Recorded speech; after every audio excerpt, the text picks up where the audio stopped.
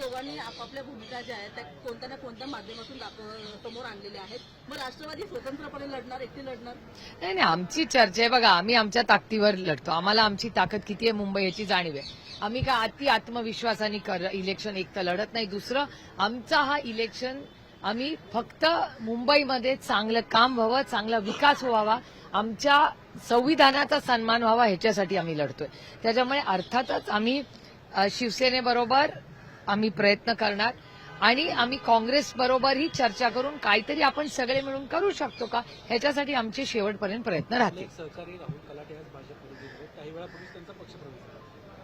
नाही, मला काही आश्चर्य वाटत नाही, कारण का काही वेळा म्हणजे माझं खरं तर ते मागच्याच आठवड्यात माझ्याशी बोलून गेले होते. त्याच्यामुळे ह्या सगळ्या प्रक्रियेमध्ये मी तुम्हाला खरं सांगू, जोपर्यंत शेवटचा फॉर्म होत नाही ना, कोण कुठल्या पक्षात आहे तुमच्याही लक्षात राहणार नाही. त्याच्यामुळे आपण असं करू, एकदा सगळे फॉर्म भरून झाले की मग आपण सगळे मिळून हिशोब करू कोण कोणचा पार्टी मिळेल, कारण का मी पण कन्फ्युज आहे आता. उमेदवार नाही का ज्या पद्धतीने त्यांच्याकडे सगळी इन्कमिंग नाही नाही, कसं झालंय, भारतीय जनता पक्ष हा एक अतिशय सुसंस्कृत पक्ष होता. मी होता का म्हणतेय, ज्या काँग्रेस मुक्त भारत करायचा होता त्यातली 80% काँग्रेस आणि राष्ट्रवादी काँग्रेस याच भारतीय जनता पक्षात आहे. मग ते कॅन्डिडेट फॉर्म्स मध्ये कशा, मग ज्या काँग्रेसला तुम्ही रिजेक्ट करून भारतीय जनता पक्षाला बसवलं, तर आता सगळी काँग्रेसवाली तिथेच गेली.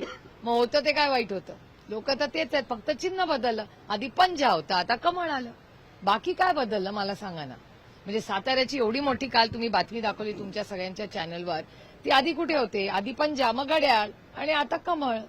मग कमळाची खरं म्हणजे कधीतरी हे इलेक्शन नंतर मला डेटा अनालाइज करायला आवडतो म्हणून मी स्वतः करणार आहे की भारतीय जनता पक्षाचाच खरा हा वोटर आहे का, जे नेत्यांनी अनेक वर्ष कष्ट केले, त्यांनी जी बांधली वज्रमूठ सगळ्या मतदारांची कामं करून आधी राष्ट्रवादीमध्ये आणि आता भारतीय, ही त्यांची ताकद आहे का ही खरंच भारतीय जनता पक्षाची ताकद आहे? मॉडेल तेच आहे, लोक तेच आहेत. म्हणजे हो, तसंच झालंय ना. तुम्ही बघा ना, म्हणजे परिवारवाद बद्दल आम्हाला एवढं बोललं जायचं, आता भारतीय जनता पक्ष. मला एकच प्रश्न जो मी पार्लमेंटमध्ये पण मेघवालजींना विचारला, मेघवालजी या देशाचे लॉ मिनिस्टर आहेत, न्यायमंत्री आहेत, की तुम्ही म्हणता लोकशाही लोकशाही लोकशाही आणि परिवारवाद नको, तुमच्याकडे 25 असे लोक बिनविरोध निवडून आलेत, तो काय भारतीय जनता पक्षाचा कार्यकर्ता नव्हता. एकही कार्यकर्ता बिनविरोध आलेला नाही हे तुम्ही बघितलंय का? कार्यकर्ता बिनविरोध असताना तर मी पण म्हणलं असतं वेल डन. कुणाची बायको, कुणाची मुलगी, कुणाची सून, मग आम्ही तरी निवडून तरी आलोय, आम्ही बिनविरोध नाही आलोय. ते तर बिनविरोध आलेत सगळे. आणि लोकशाहीमध्ये, आणि मी उदाहरण माननीय प्रधानमंत्र्यांचं दिलं, या देशात सगळ्यात मोठा नेता पदावर बसलेला माननीय मोदीजी आहे. मोदीजींना लोकशाही पद्धतीनेच मोदीजी पण निवडून येतात ना, मग मोदीजींचं